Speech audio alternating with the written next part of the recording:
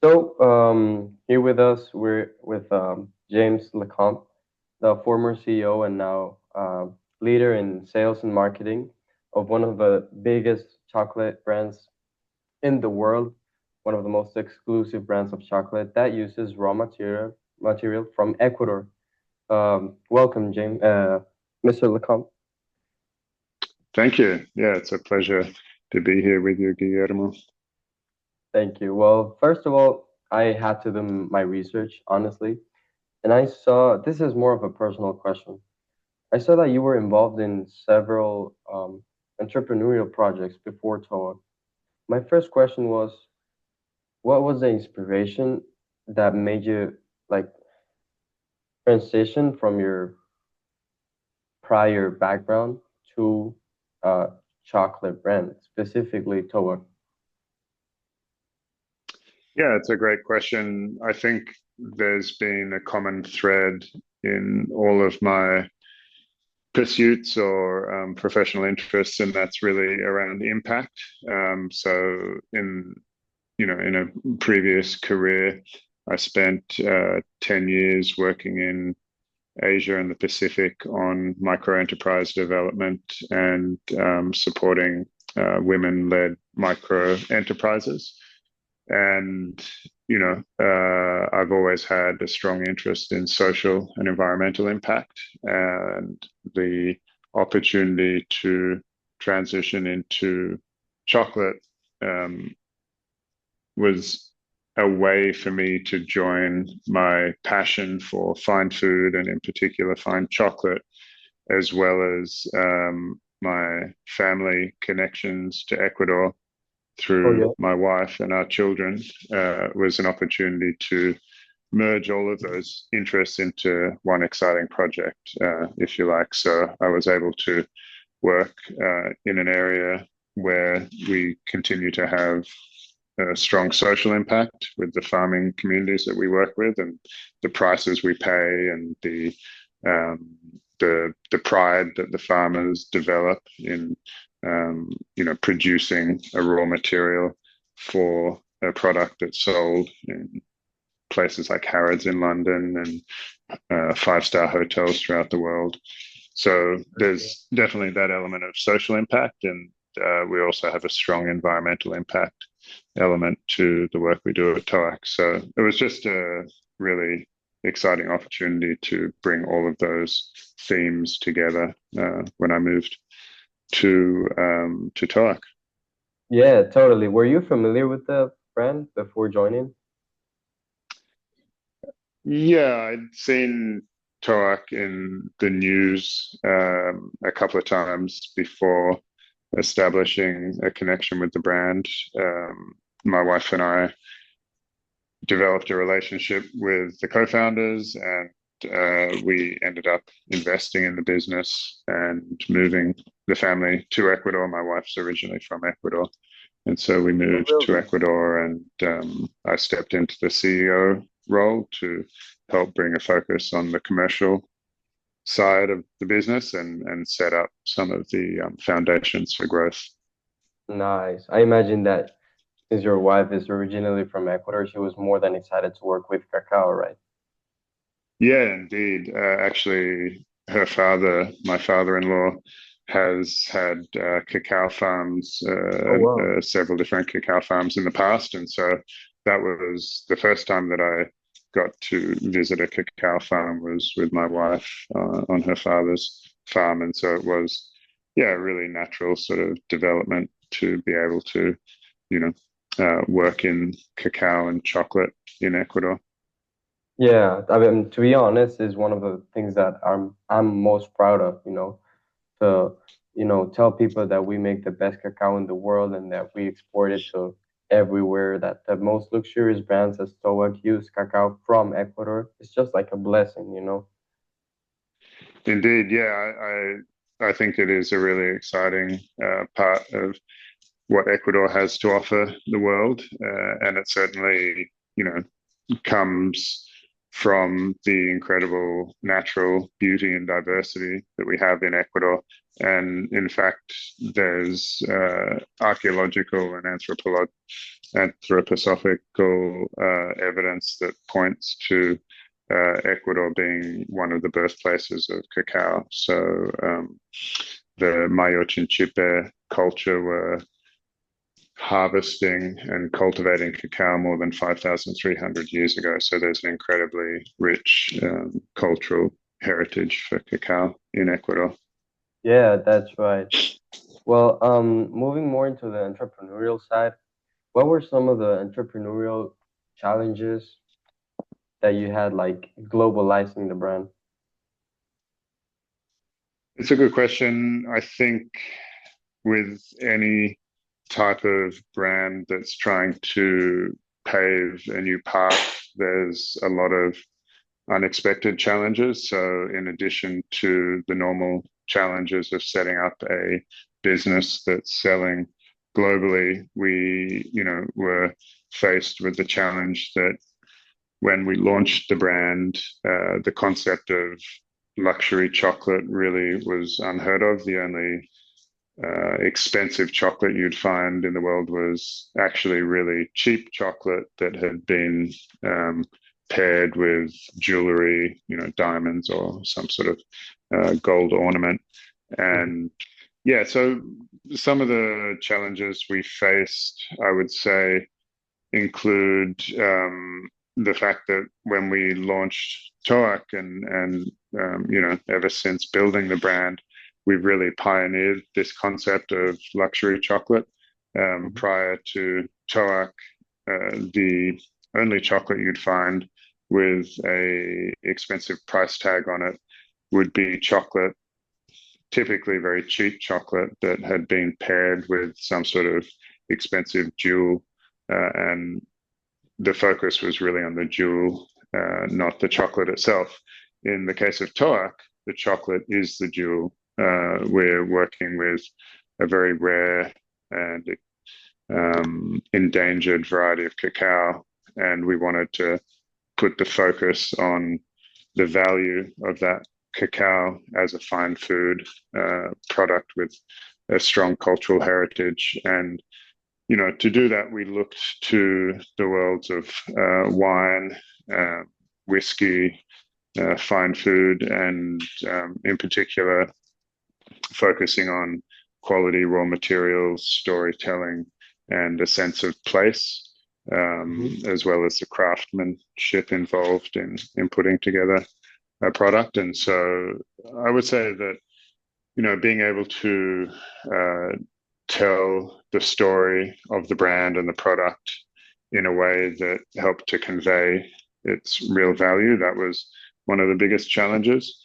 And then, you have the typical challenges of starting a business in terms of, keeping focus on what really matters, ensuring that you're able to manage cash flow, bring in enough revenue to cover expenses, and sort of stage your growth so that it's manageable. Yeah. So, can you tell me more about the process that the cacao beans like go through before like getting into a chocolate bar? Because Sure. you So mentioned whiskey, right? yeah, so the chocolate that we produce is produced in the traditional method. We work with the farmers to harvest the cacao. We then have our own post-harvest processes and facilities where we ferment the cacao for a number of days naturally. Then we dry it, also sun dried. Then the cacao is less left to rest, uh, typically for a few months before it's roasted, winnowed, um, conched, tempered, and turned into a bar. However, we have also developed a number of innovative processes, including um, cask or barrel aging chocolate. So, uh, one example of that is that we sold for a number of years an edition that had been aged for up to 6 years in a French cognac cask, and that really introduces a wonderful complementary flavor and aroma to the chocolate, which is extremely well integrated because it has taken a number of years to really yeah, marry the chocolate and become, one in terms of flavor and aroma and experience. So Mhm. that's one of the unique production techniques that we've developed. So yeah, basically, you're a sales master, and I know that you comprehend that you when you sell a product, it's not just the product you're selling, but the idea, the experience, the story behind it, as you're telling me. What type Correct. of story does the international buyers like understand when they buy a piece of chocolate? Like, what's the story that they get to know when they buy the piece of chocolate? Yeah, it's a great question. When somebody buys a bar of Toac chocolate, they're they're really connecting with the land on which that cacao was grown.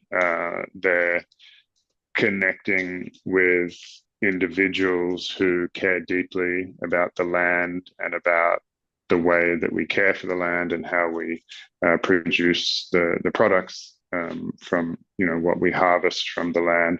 And so you're connecting with the land, with the craft, and also with that whole sense of beauty and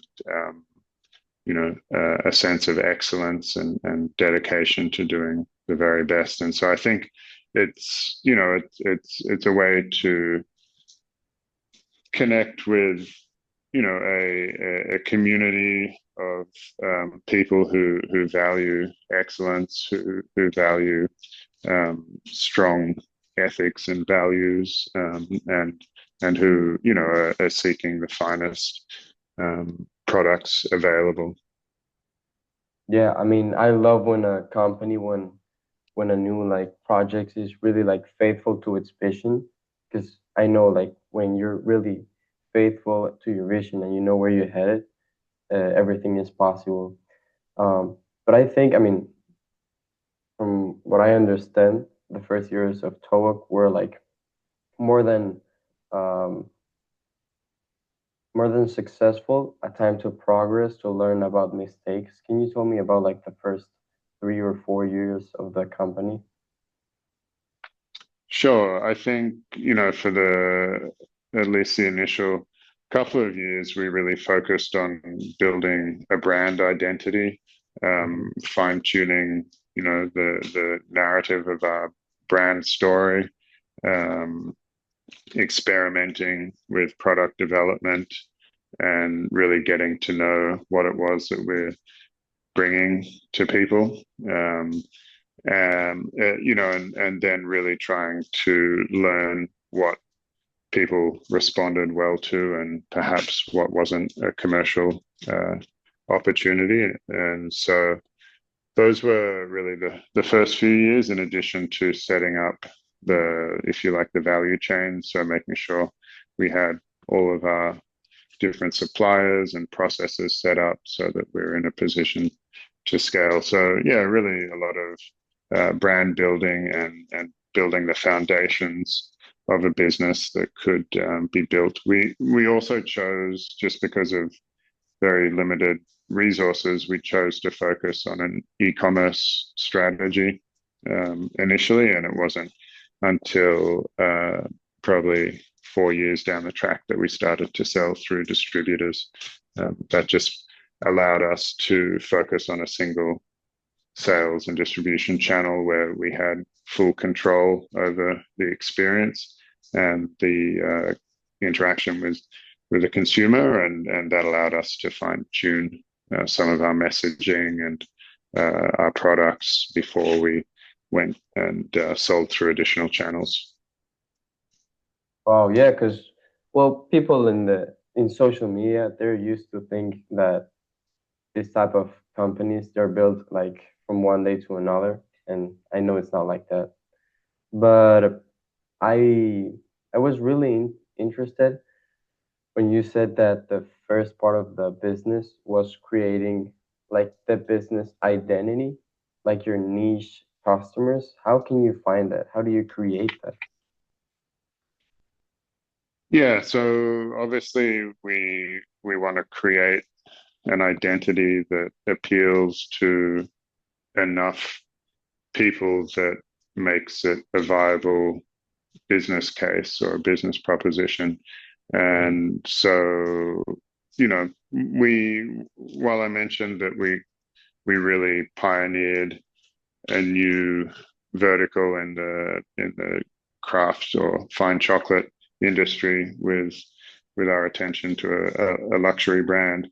We still wanted to connect with an existing group of consumers rather than trying to build entire communities from scratch. And Yeah, so what we really focused on was, I guess you would call connoisseurs, people who already had an appreciation for fine wine, for spirits, fine food.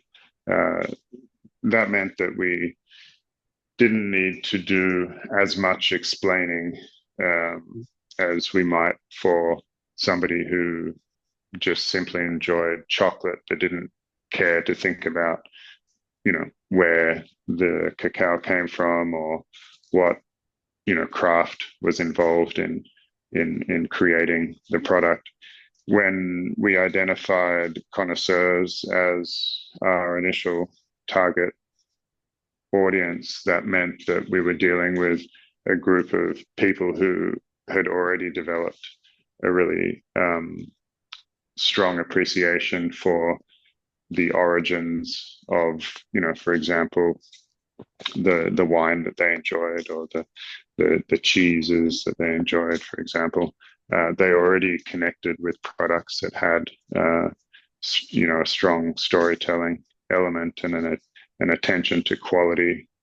Um, so yeah, that meant that we, could focus on what made, on what makes TOAC unique. We could focus on the TOAC story without having to do the education piece at the same time. yeah, right. So, would you say in order for a company or a business to become successful, they first have to like find their target audience? I think that certainly makes the task of growing the business easier. I can imagine that if you're innovating or pioneering something, then maybe also find yourself in the position that you have to create a community. Uh, that's of course possible, but it's one additional challenge to add to your list of challenges when setting up a new business. So yeah, I think if you can identify your community early on, that certainly helps. Awesome. Now, what would you say was the hardest part of like building Towak or the most difficult challenge that you guys have had? Well, we've faced many challenges. I think, you know, building a company is, very much an endeavor into building human relationships, with business partners, with colleagues and team members, with suppliers. Um, and so, yeah, there's a need to be aware that even though you're building a brand and a business, at the end of the day, behind all of that are people. And so you need to, yeah, build on strong people skills and relationships and develop that sense of trust and respect among the people you're working with. I think, that's one of the important challenges to consider. Uh, and then I think it's great to look at what your financing options are. I mean, typically for any small business, they're going to face a time where they find it difficult to, pay the bills or have the funds to take advantage of an opportunity that requires an investment. Mm-hmm. And if you've done some of the work up front to identify the different sort of sources of funds that might be available, then that helps to, I guess, reduce the stress and uncertainty when faced with that situation of needing to raise funds. Typically, it's in a short period of time with a lot of pressure. And so, if you've already done some of the legwork or some of the investigation, that can relieve the stress, if you like. Yeah, because I mean, at long term, I would like to be an entrepreneur, just as you. And in many of the books that I've read, they say that the grinding process comes with stress. Like it's just impossible not to have stress. And well, I'm really into it, so it's exciting to hear from a professional like you. Yeah, Um, it's a tricky one to navigate the stress and the I guess one's own limits. The risk is that when you strongly identify with the mission and vision of a startup and you're fully invested, if you like, sometimes we're blind to, I guess, our own limits and the costs of pursuing something at all costs, if that makes sense. And so it, yeah. you know, it is important to, I think, also keep a level head about, how far do we push ourselves and what type of stress is okay short term, but perhaps unhealthy long term. And that's a challenge that I think most entrepreneurs face, and certainly I've faced, and not Mhm. always been able to find a good solution to. Yeah. Linking my other question to what you're talking right now, what would you say, um, like to all the entrepreneurs out there that want to start something but they're afraid, what would you say are the biggest like myths that people have spread on social media about like starting a company, starting a business that are not true? It's a good question. I can't say that I'm on social media very much to sort of see the myths that are out there. Pardon me, but I guess often we're our own biggest critic or doubter. There's people I've seen who've definitely had the skill and the ability to start a business, and they've had the interest, but because of perhaps a lack of self belief or determination, they shy Hmm. away from it. Um, I think there's never a perfect time to start a business, and if you have an interest and you have an idea that's viable, then sometimes all you need to do is take the first steps, and that momentum then starts to build. But if it's something that remains, I guess, at a concept stage, something that's in your head or just something you're discussing, then it's very difficult to get that early momentum. And so sometimes Hmm. just taking some concrete first steps, even if it's, like a side hustle, so that you Yeah. can keep your existing job in the meantime, at least you're making some concrete first steps. So I'd say that's important. And just out of curiosity, like this is a personal question. When you're starting a company and talking about viable options, from the financial standpoint, where can someone, I mean, when can someone understand that the thing is working or not? Because maybe you can like develop the idea, launch the product, then the first sales months are like terrible, and that's like the ambiguity, you know, like you don't know if it's gonna work or not. Mm. Is it just about like believing in your product, or is it like a financial thing that you must figure out, or how does that work? Yeah, I think it's going to depend a bit on the circumstances. I can see how some entrepreneurs are motivated to build a business that is purely going to remain a side hustle or a passion project. And it works because it gives that person the opportunity to immerse themselves in the world of something that they're passionate about, and they're able to cover their costs and make perhaps a little bit of money on the side. That's certainly a very respectable way to build a business or become an entrepreneur, and maybe down the track it evolves into a full-time pursuit. But I guess at the end of the day, if it's something that you're relying on for your livelihood, then I think it becomes a success when it's able to pay you a reasonable, hopefully a good, but at least a reasonable livelihood, and it's also able to afford you the ability to take time away from the business to do other things that are important in your life. So you could have a business that is thriving financially, but depends, you're so enmeshed in, or so close to the business that you can't take time away from it to be with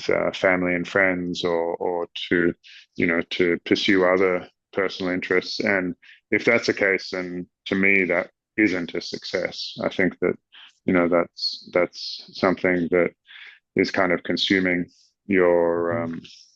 your life. And so it really depends on the context, but I think entrepreneurship has the ability to become all consuming.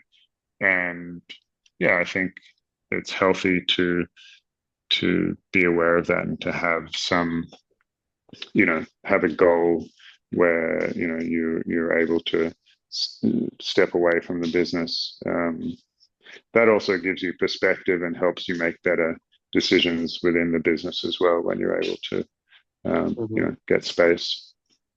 Yeah, and that the mention that you're telling, the fact that you're telling this, it's so important because I've seen on social media, I think Mark even said it, but usually when you like start a business or like found an entrepreneur, like a way to start to have a startup, people get so immersed, so like focused or obsessed in the idea that work Mm. uh, balance is just not a thing for them, and they're like so focused on like the idea of building the product or building the business that they forget about everything else.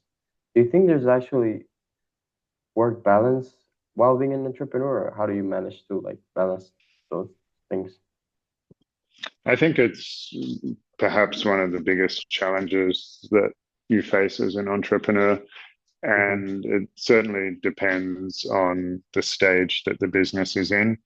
There is typically several points in the growth of the business where you're at a really critical juncture, where the business could, fail, or achieve, the next sort of stage of development or growth. Hmm. And those times can be very difficult and stressful, and they're often the times when you feel like every waking moment you need to be doing something to move towards the next stage, or to keep the business alive and thriving. And so at those times, they can be it can be an all-consuming relationship. And I guess that's understandable for short periods of time, I think, Yeah. for a few weeks, a few months.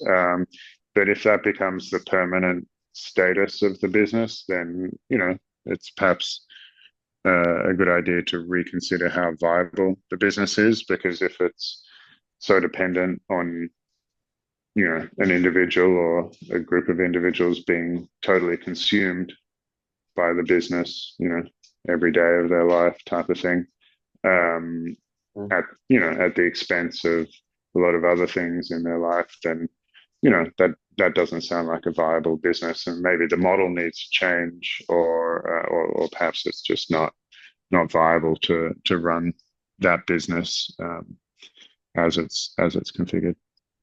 Yeah, I think this interview has taken a wild change. Um, and it has been more like personal questions about entrepreneurship, which I think people will like too. But getting back to Towak, how do you make sure that the business decisions are aligned to the mission of the company, and that like how do you preserve the cultural identity, mission, and the vision behind the brand?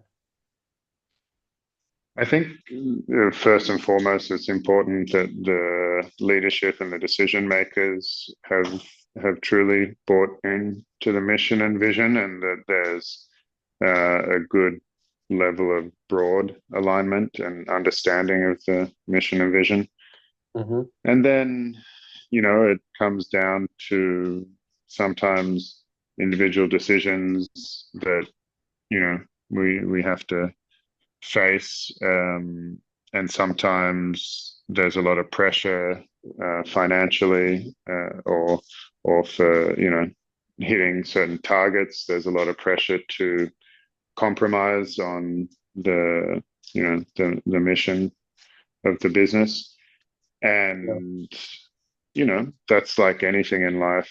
Sometimes nothing is black and white, and so sometimes we do have to make a compromise, but we have to do it consciously, and it's a conscious choice, and understanding what the alternatives Yeah. are, or whether that is going to be come at a cost to the business in terms of the brand perception, or whether we need to change the narrative, how we talk about the business, if we're not able to fulfill the mission or vision Mm-hmm. as stated. So yeah, there may need to be a process of reevaluating the mission and vision and values of the business, if they're having to be compromised. Yeah, I totally agree. Um, well, I don't want to waste more of your time. So, just to conclude the interview, I would like to know if you have some advice for young entrepreneurs as me, yeah, as me, who want to like pursue entrepreneurship later in life.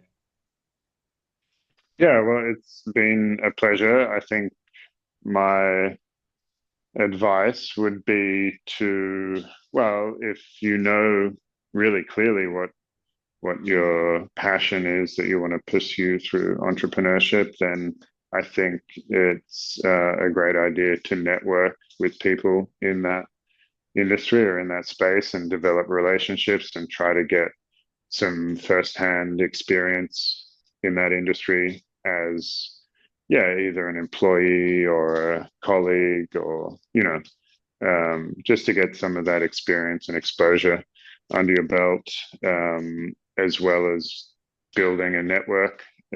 There's so much value in building human connections with people that have common interests, or that may be able to support you when you start your venture.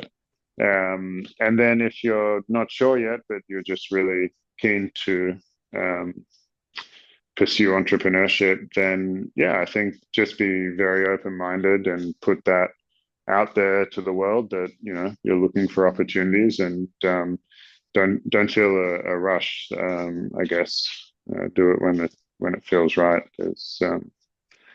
There's always plenty of time for these things. Well, thank you so much for taking part of your day to speak with me. It has been a pleasure to have you here in the podcast. I hope you like it too, and believe me, I learned a lot today with you, and um, hope we can keep like in contact for future conversations. Fantastic. Yeah, thanks so much for having me on here, and it's been a pleasure meeting as well.